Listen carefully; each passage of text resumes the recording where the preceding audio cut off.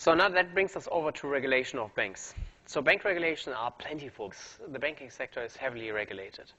On the asset side, for example, there's limits on how much credits they can give to one single person. So Westpac, for example, would not be allowed to give all its loan to a single person because then they're not diversified, and the regulator says that is not allowed. In fact, not only not all its loan, I don't know exactly what the regulation is in Australia, but I remember in Germany, you're not allowed to have more than 0.5% or so to a single customer. So you have to spread across lots of different customers. You can't just give out the loans the way you want it. Also, there's minimum capital reserves, that they have to have at least this much equity capital, and that's what we'll spend a lot of time on today. And they have to hold sufficient liquidity. So the bank regulator says you have to have a certain amount of ESF and cash sitting on your balance sheet. All these things we do in a second in detail.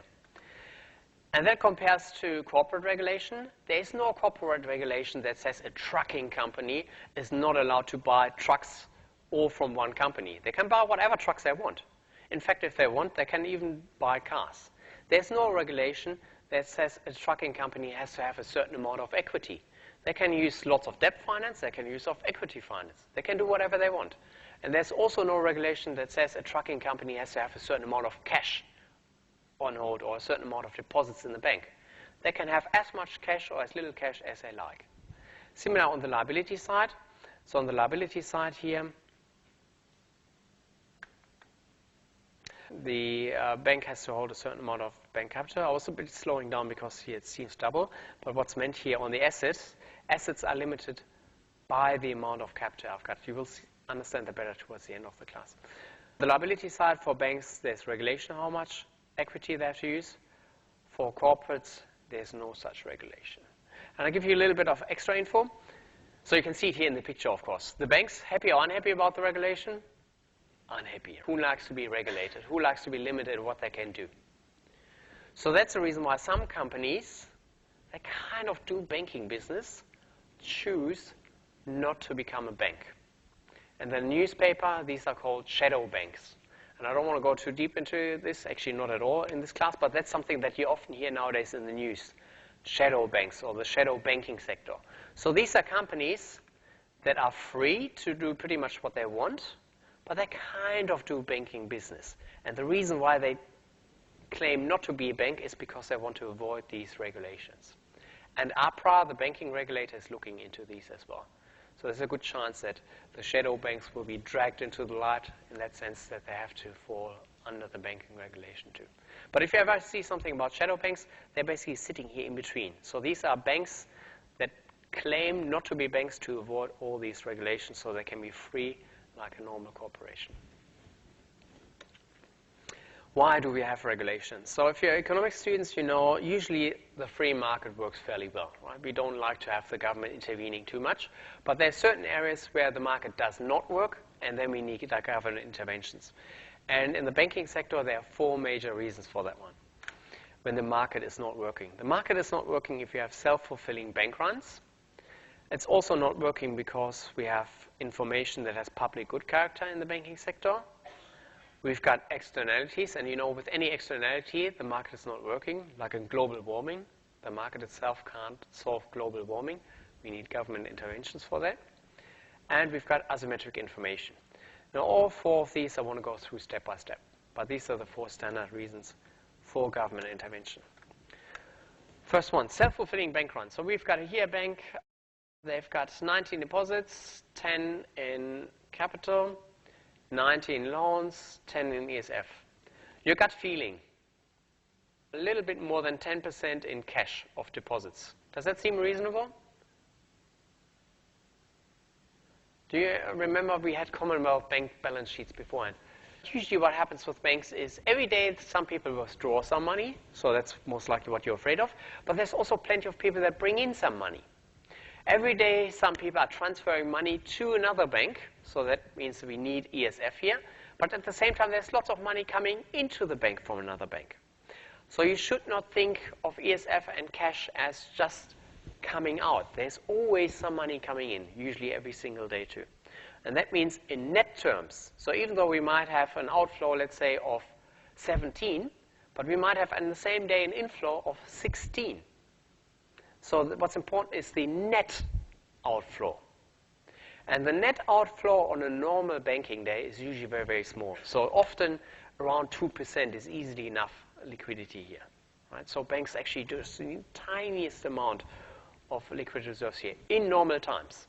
So this bank here, I would say, has plenty of liquidity. So where did I get the 2% number? In the US, they had regulation that 2% of all deposits should be covered by liquid reserves here. So I reckon 2% is a number that is fairly reasonable already. Good, so this bank, in that sense, looks fairly healthy. But we know that no bank, of course, has sufficient cash lying around to serve all customers at once. So if we're all going to the bank at the same day and we all want to withdraw, nobody brings bank in, there's no way any bank in Australia or the world can survive this. Because all banks, of course, gave out lots of loans. They don't have all our deposits lying around as cash. There would not be a bank. So deposits are first come, first serve. So if we're all running to the bank, the first in line gets all the money off his account, and the next one gets as much money as there too. And only if they're running out of money, you start losing things. So it basically makes sense. If you're worried about your bank, you want to be there first in line very quick. And that is causing the following economic problems. If there's rumors that the bank is in some kind of trouble, people start running to the bank. And if people start running to the bank, these 10 in cash are disappearing very, very fast. Because you can see if 10% of all depositors are withdrawing all their money, then it's already 9 gone. If nobody transfers money to that bank because of these rumors, then there's only 1 left. And now if a few more come, they're out of cash. And they're illiquid, getting it into trouble. So it is self-fulfilling. If people believe that the bank is in trouble and they start running, they make sure that this bank becomes in trouble. Just imagine, for example, if you borrowed money from a friend a few days ago, $100. You spend most of the money on some other stuff. You promise him you pay him back in a week later or so. You've got $10 in your wallet. Everything is fine. But now if there's rumors that you can't repay him and your friend is coming running to you, wants to have his $100 back, of course you can't serve him. And then you have an argument. Similar here too. So if all the people come running, any bank will be in trouble. And running is causing the trouble. And that's a problem because it's bringing down perfectly healthy banks. So if we didn't have the rumor, this bank would have easily survived normal outflows and inflows, and everything would have been fine. Just because of the rumor, this bank is in trouble. And that means markets are not working efficiently. Of course, just a rumor shouldn't bring down a perfectly healthy company. That should not happen. But in banking, it can happen. So that's the first problem why we need bank regulation, self-fulfilling bank runs. Second problem is the information character, and we talked about this one when we talked about moral hazard. And I know the class here can get sometimes a bit exhausting. That's the reason why I made it gray. It's not that super important. So feel free to read it, but don't stress too much about it. It's not the most important thing. That's the reason why it says controversial here too. This one is more important, contagion. Bank balance sheets are very opaque. So we, as normal customers, don't really know what's going on the bank balance sheet. And now imagine if one bank becomes insolvent. So we read in the news, Westpac, done, right? They have trouble. We know that banks are usually fairly similar, but we don't know the differences between different banks. So I don't know how much healthier, let's say, NAB is compared to Westpac. If I read that Westpac is in trouble, I might get the idea to run now to NAB to get my money out as well. And we saw just beforehand, if people start running, the banks get into trouble. And that's contagion. So a perfectly healthy bank can get into trouble simply because another bank did bad business. It's infecting the good bank. Number two, even if you don't have a normal bank run, there's another bank run for the following reason. Banks are very interconnected. You know, the interbanking market where they lend to each other overnight. Also, they might have had, for example, future contracts, interest rate futures, or swap contracts, where they had certain linkages between the different banks, where they swapped fixed versus variable interest rates from last week. And if one bank is going down, and it has lots of contract with another bank, the other bank automatically gets into trouble too. And since people don't know within a day how much connectedness is between the banks, it again causes a bank run. And this is not only just theory. So during the global financial crisis, for example, I think one of the smaller Australian banks got a little bit into trouble. And there were other financial institutions, especially money market funds. And all of a sudden, people all jumped onto their computer and transferred money away from their money market fund towards other bank accounts which they believe to be safe. And of course, small transfers, every money market fund is prepared for that one. But if all the customers do it all at once, that's trouble. And that was simply because of a rumor or simply because people were afraid. So that's not okay because it's bringing down healthy companies. By the way, that is different to this example here. So if two banks are really linked, so let's say NAB has really a lot of business with Westpac and Westpac is going down, then of course NAB is in real trouble and should be in real trouble. But that's a normal market mechanism. So if you give lots of money to a bad business and that bad business going down, you should make losses too. That's fine. But if you haven't done it, but people believe you have done it simply for the rumor and you get into trouble, that's not okay. So that's the difference here, contagion. And the last one is asymmetric information and limited liability. So here the problem is when bank managers or bankers invest their money, not their money, basically they're investing our money, the deposits, right? If things go well, the banks are very profitable. Think of Commonwealth Bank. They made huge profits. I think, what was it, 16% or 18% last year? That's a lot. So you can imagine their CEOs would also get fairly large bonuses because they did such a good job, right? So that's when things are going well. Now, if things don't go well, what's the worst that can happen? Business manager, they might lose their job. They might make a loss for the bank. But compared to the bonuses, the downside is usually not that bad. And that's mainly due to limited liability. It's much easier to understand if you do a number example, and I think I prepared one here. Good, so for that one, we need a little bit longer, though.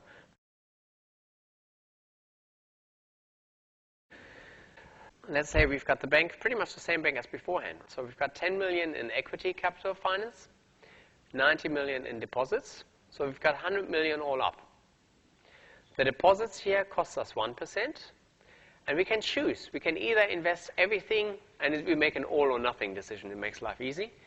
Either invest everything in a risk-free asset and earn 5% on that asset, or we put everything in the risky assets. If you're lucky, we get 25% on that asset. If you're unlucky, we lose 20%. So just that you're on board, 100 million assets we've got. So the risky asset, we can either get 25 million plus on that asset, so they grow to 125, or they might fall to 80. But there's a trick and a hook here. We have limited liability. The bank shareholders, the bank owners, they can't lose more than the equity. So the maximum loss, if things go haywire, is 10 million. That's the trick here to realize. And with that one, I suggest you try it. So the risk-free option is the easier to calculate. Calculate the profits on the risk-free, expected profits, and then afterwards calculate the expected profits of things going well and the expected profits of things going bad. Each has a 50-50 chance, so the expected profits all up. You need to calculate and then decide, if you are the manager, which one do you go for, safe or risky? And then we repeat the whole thing for 30 million, 70 million. Let's go.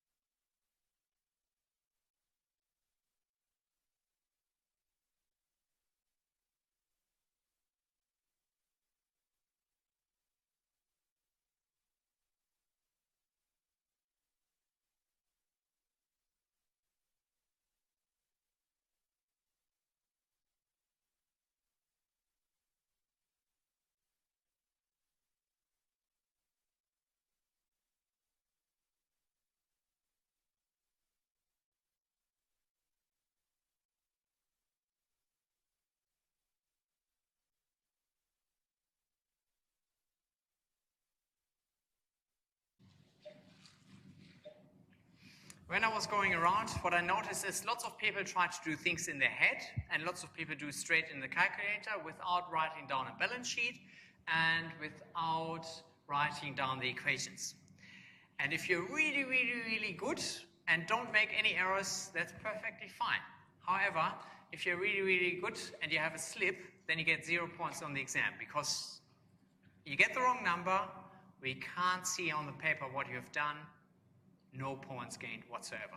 And also when I'm going around and trying to help you, if you've got a number there that I don't know where you went off the rails. So it's always good to write down what happened here.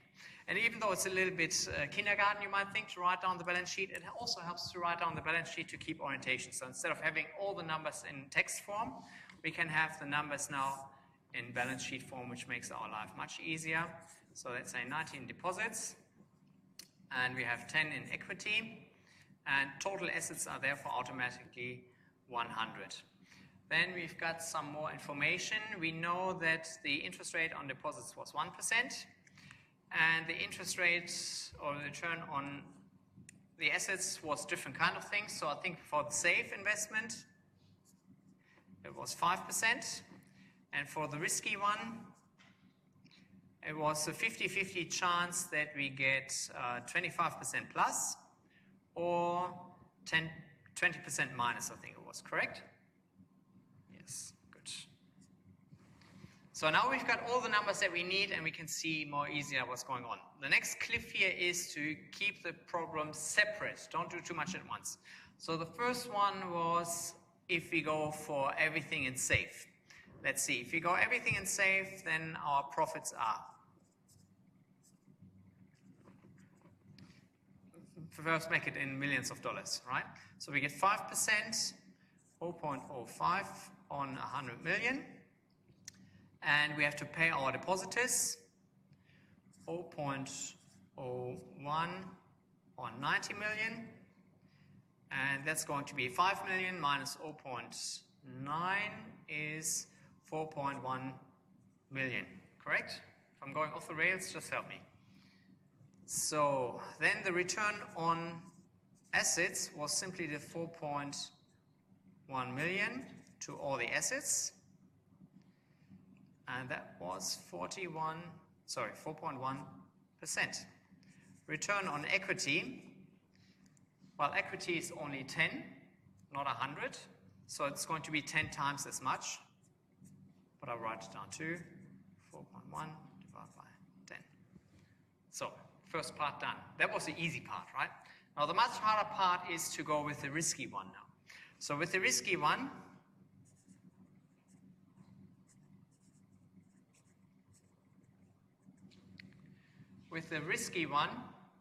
we have to look at the 50-50 chance. And also we have to look at limited liability, so it's getting a bit tricky. Let's say the sun is shining, everything is perfect, we are lucky, everything goes well. If everything goes well, we're earning 25% on 100 million. 0.25, sorry, that's a bit messy. I'll make it a bit cleaner. 0.25 on 100. And of course we have to pay our depositors, the 1%, minus, and I write down the million number straight away, that was here, same as beforehand, 0.9 million. That is if everything goes well. But there's no guarantee that everything goes well. There's only a 50% chance that this one will happen. We said equal chance that this one happens or that one happens. So there's also a 50% chance that things don't go well. And now we have to be careful. If things don't go well, we're losing minus 20 on our assets. So the assets become 80 only. And here we have to be careful. How much do the shareholders lose? So the groups here, I already spoke about that one. It's limited liability.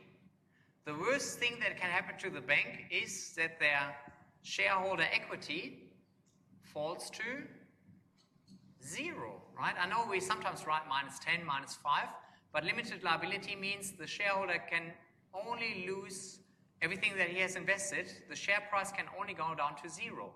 It never can go into the negative. So this bank, the value of the bank can be at worst 0. It cannot be negative. So we can't write down in the worst case scenario minus 20. Also, if the bank value falls to 0, that basically means here, if the bad thing happens, the bank is insolvent, dead.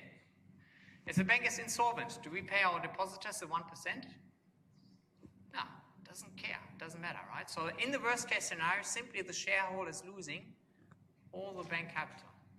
So the bad scenario is minus 10 million. And now I don't have a calculator here. What was the number? Anybody has that? I can't do that in my head quick enough. 7.05 or something? Thank you. 7.05 million.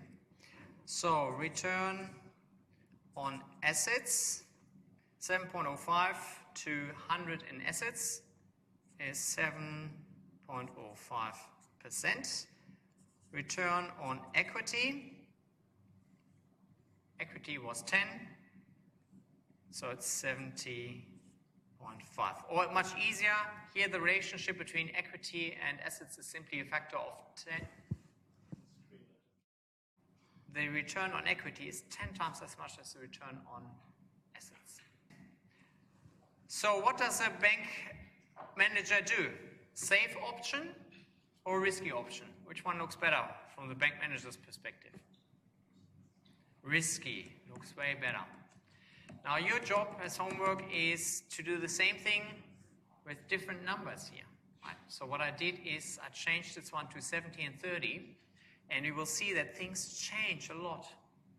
And for the ones that had advanced finance classes already, or just to give you a hint for the future, so usually the decision which investment you do here on the left-hand side should not be affected by how you finance it. Either the safe option is better or the risky option is better. It shouldn't matter if you use your own money or your friend's money. Just think of if you're going to the casino and if you have a safe investment or a risky gamble. It shouldn't make a difference if you have a friend's money or your money. But what we will see is that with limited liability, it actually does make a difference. We can also see something else here. The depositors, are they happy that the bank is choosing the risky option? Think of what happens to the depositors. The bank will be insolvent. They won't get their 1%. So the depositors would be very upset about this one. If we had perfect information and the depositors knew this, that the bank will choose the risky business, would they keep the deposit at the bank at 1%? No. So we have a combination here between imperfect information, asymmetric information, the depositors don't have a clue what's going on, and limited liability. And that is causing this bad choice here. Because when you do the second part, you will actually see that the safe investment is actually better than the risky investment. You can also see it here, I think, on, can we see it here already? Yes, right? Because what's the expected return on the risky investment? 25 plus, 20 minus, so on average 5%, 50-50 chance, 2.5% is the expected return here only. If you forget about all that stuff. This one, the risky, has only 2.5% risky return. This one has 5%. So clearly the risky option is actually a bad investment. And now the second step is with 30 million and 70 million. So basically you can do the same logic here with 70 million. I'll show you the kicker already. So risk-free, we can simply change the numbers here. So instead of 90 deposits, we have now 70 deposits only, and so on. But the risky option is the more interesting one. So now we have 0.5 times. If things go well, we still have the 100 in assets to invest, and we still have the 25% return on that one. Minus, we repay our, depositors now, they earn 1%, but they earn 1% on 70. So we have to pay 0.7 million to our depositors. Plus, and here's the interesting part. If things don't go well, now we have to think. We make 20 million losses on our assets. And if we have 30 million capital, and if we have to pay our depositors 0.7 million, does this bank survive? Is it still solvent? Or is it insolvent as beforehand? We've got 30 million in capital. Is that enough buffer to cover minus 20.7 million? Yes. Right? So this bank still survives. And because they're surviving, they have to take the whole losses, of course, on board. So that in this example here, they really do have 100 times minus 0.2. And again, they pay the depositors. 1.8 million. And if you do here the risk-free option, I'm quite sure the risk-free option here is going to be a bigger number than 1.8 million. So that means usually the bankers should have realized that going risk-free would have been better. But simply because they can push the losses onto society via limited liability, but they keep all the profits if things are going well for themselves, there's incentive to be in risky investments. That's the problem here that I wanted to point out. I know it has been tricky, so this one was on purpose tricky. As I said beforehand, when I was a student, I fell for that one too. On top of that, if you ever come across expected utility, there's a similar problem there with expected utility too, that you have to be careful where you calculate the expected values.